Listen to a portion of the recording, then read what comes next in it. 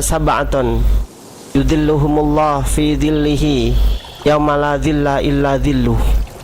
Ada 7 golongan, di mana 7 golongan itu akan mendapatkan naungan di sisi Allah Subhanahu wa taala.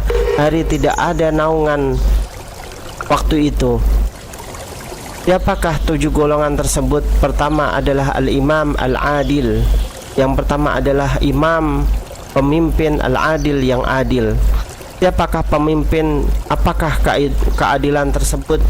Pertama, kita semuanya ini adalah imam yang akan mempertanggungjawabkan keimaman kita di hadapan Allah Subhanahu wa taala.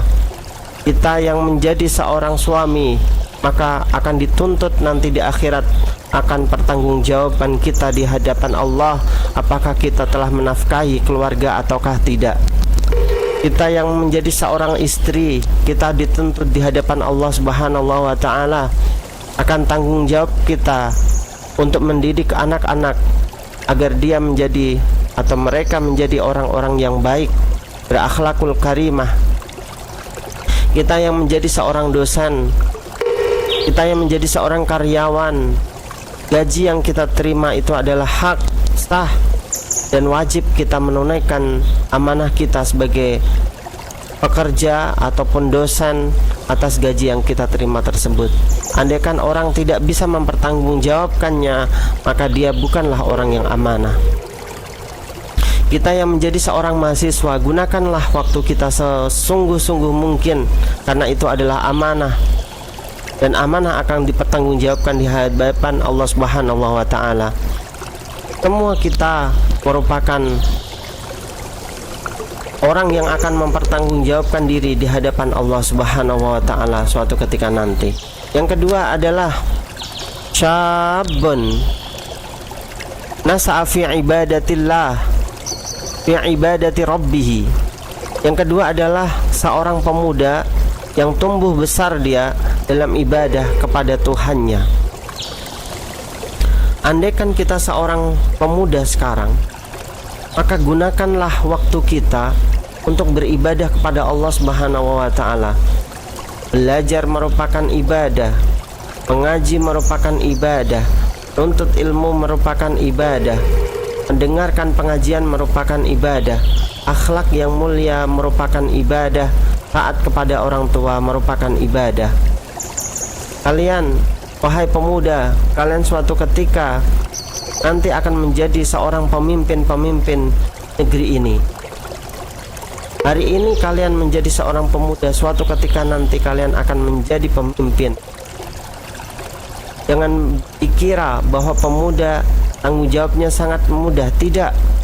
Tapi ke depan, kemanakah negara ini akan kalian bawa, itulah tanggung jawab besar pundak kalian.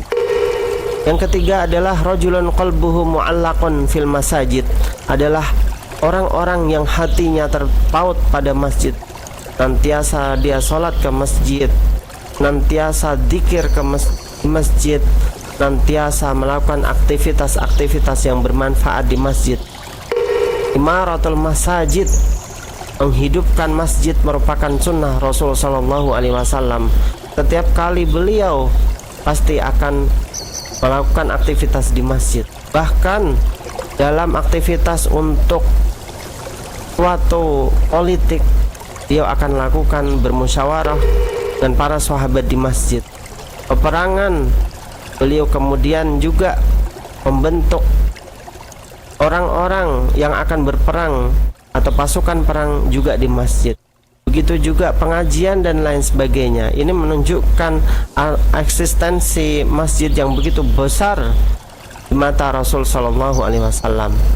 Yang berikutnya adalah rajulani tahabba fillah ijtama'a alaihi wa tafarraqa alaihi, yaitu 2 orang yang saling mencintai karena Allah Subhanahu wa taala, kemudian dia akan berpisah karena Allah, bukan karena harta, bukan karena duniawi, bukan karena tidak cantik, tidak, dan juga mereka mencintai karena Allah Subhanahu wa taala. Jemaah, ini sangat luar biasa. dua orang yang akan mendapatkan naungan di sisi Allah. Kalau memang kita mencintai seorang, maka cintailah karena Allah, bukan karena harta dunia, bukan karena kecantikan, bukan karena apa saja, tapi karena akhlaknya yang sangat mulia. Kemudian berikutnya, jamaah rahimakumullah, adalah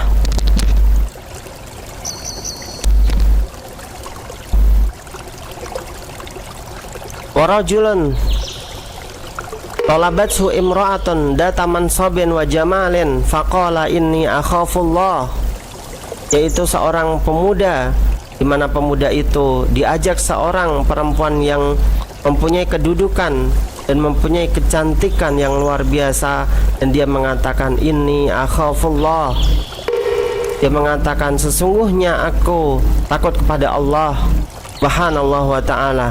Dan ini sangat sulit untuk kita ucapkan, karena orang yang biasanya diajak zina oleh seorang perempuan, maka dia juga akan terjebak dalam perzinaan tersebut. Tapi hatinya yang sangat takwa kepada Allah subhanahu wa ta'ala menolak atas ajakan tersebut, dan dia mengatakan inni akhafullah, saya takut akan azab Allah subhanahu wa ta'ala. Berikutnya adalah warajulun tasaddaqa akhfa hatta la ta'lamu shimaluhu ma tunfiqu yaminuhu, adalah seorang yang bersedekah di hadapan Allah subhanahu wa ta'ala. Dia hanya mengharap pahala di sisi Allah subhanahu wa ta'ala, di mana ketika waktu dia bersedekah, tangan kanannya memberikan, sementara tangan kirinya tidak mengetahuinya. Ini adalah sedekah yang sir. Sir itu adalah rahasia. Kita memberikan sedekah pada orang lain yang tidak kita kasih, mereka tidak mengetahui akan sedekah kita. Andaikan kita bersedekah kepada masjid, maka berikanlah kotak amal sehingga orang-orang tidak mengetahui berapakah jumlah kita berikan kepada masjid.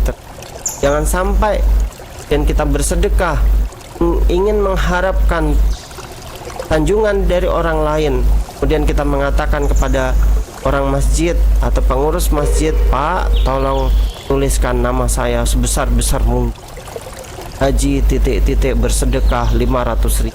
Cuma 500.000 saja dia ingin menampilkan namanya yang begitu, adalah salah.